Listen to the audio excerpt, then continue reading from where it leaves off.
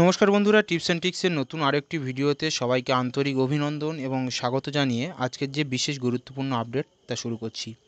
দেখুন, যেমনটা আপনারা থাম্বনেলে দেখেছেন যে কন্যাশ্রী এবং রূপশ্রী যে দুটি প্রকল্প রয়েছে পশ্চিমবঙ্গে, তো এই দুটি প্রকল্পে যে সমস্ত কর্মরত চাকরিজীবী মানুষ রয়েছেন তাদের কিন্তু বেতন বৃদ্ধি বিষয়ে একটা বিশেষ গুরুত্বপূর্ণ আপডেট আজকের এই ছোট ভিডিওর মাধ্যমে উপস্থাপন করার চেষ্টা করব। তো সম্পূর্ণ ভিডিওটা মনোযোগ সহকারে দেখুন, তাহলে বিস্তারিত যে আপডেট তা সম্পর্কে আপনারা প্রত্যেকেই অবগত হতে পারবেন।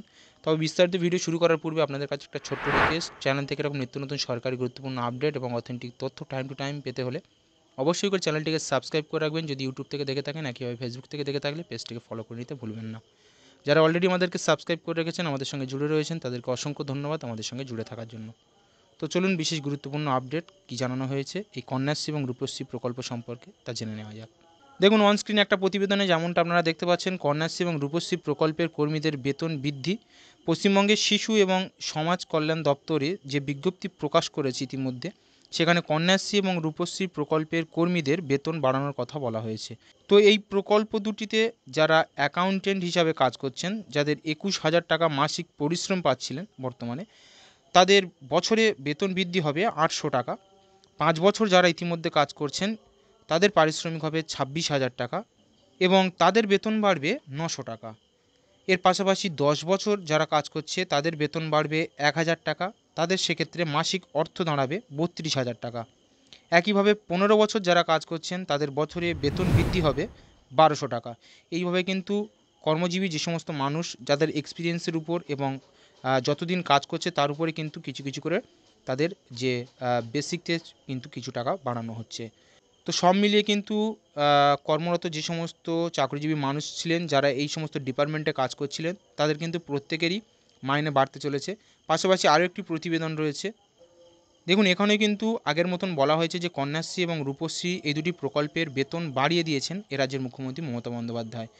পুজোর মুখে কন্যাশ্রী এবং রূপশ্রী এই দুটি প্রকল্পের কর্মীদের বেতন বাড়ানোর সিদ্ধান্ত নিয়েছেন মমতা বন্দ্যোপাধ্যায় সরকার।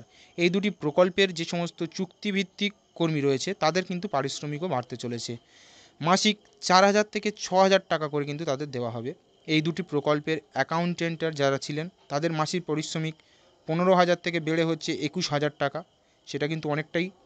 এর পাশাপাশি কন্যাশ্রীর যে সমস্ত ডেটা ম্যানেজাররা হিসাবে যে সমস্ত পদে যারা কাজ করছিলেন তারা পাবেন প্রতি মাসে 16,000 টাকা করে। পাশাপাশি রূপশ্রী ডেটা এন্ট্রি অপারেটর বা বিএসকেতে যে সমস্ত মানুষ কাজ করেন ঠিক একই রকমভাবে রূপশ্রী প্রকল্পের ডেটা এন্ট্রি অপারেটর হিসাবে যারা কাজ করছিলেন তারা পাবেন প্রতি মাসে 16,000 টাকা।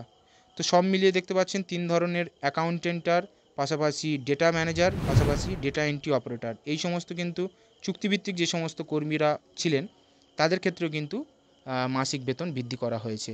এমনটাই কিন্তু জানানো হয়েছে রাজ্যের মুখ্যমন্ত্রী মমতা বন্দ্যোপাধ্যায়ের তরফ থেকে। তো কিন্তু সব মিলিয়ে পুরোটাই আপনাদের সামনে উপস্থাপন করার চেষ্টা করলাম। আশা করি সম্পূর্ণ দেওয়া তথ্য আপনাদের কাছে পরিষ্কার।